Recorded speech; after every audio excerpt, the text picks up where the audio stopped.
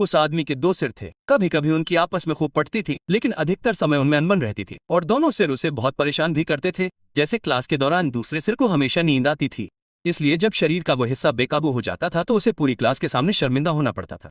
इतना ही नहीं, उनके स्टाइल बिल्कुल अलग थे और उनके पसंदीदा गाने अलग थे और उनके पसंदीदा एथलीट बिल्कुल वही थे जिनसे दूसरे को सबसे ज्यादा नफरत थी। हालांकि इतने लंबे समय तक साथ रहने के कारण वे एक दूसरे के अस्तित्व के अभ्यस्त हो गए थे, लेकिन दुर्भाग्य से एक दिन जब वे घर जा रहे थे तो रास्ते में एक कांटे के कारण उनमें फिर से बहस हो गई। दोनों में से कोई भी हार मानने को तैयार नहीं था और वे विपरीत दिशाओं में बुरी तरह से संघर्ष कर रहे थे। अंत में वे वास्तव में दो लोगों में बट गए और वे अपनी अपनी दिशाओं में चले गए। लेकिन जब वो आदमी घर पर टीवी देख रहा था और अपनी पसंदीदा टीम को जीतते देखा तो वो अपनी खुशी दूसरे सिर के साथ साझा करना चाहता, लेकिन अचानक उसे एहसास हुआ कि वो व्यक्ति पहले ही जा चुका है। आदमी को थोड़ा पछतावा हुआ। बाद में वो आईने के सामने खड़ा हुआ और दूसरे व्यक्ति का चेहरा बनाया, ये दिखाने की कोशिश करते हुए कि दूसरा व्यक्ति। लेकिन फिर अचानक उसे कुछ एहसास हुआ। जब उसने आईने में बने चित्र के साथ अपना चेहरा मिलाया, उसे एहसास हुआ कि दूसरा व्यक्ति वास्तव में वो खुद था। एक बार जब वो आदमी समझ गया तो उसे अतीत की लालसा नहीं रही।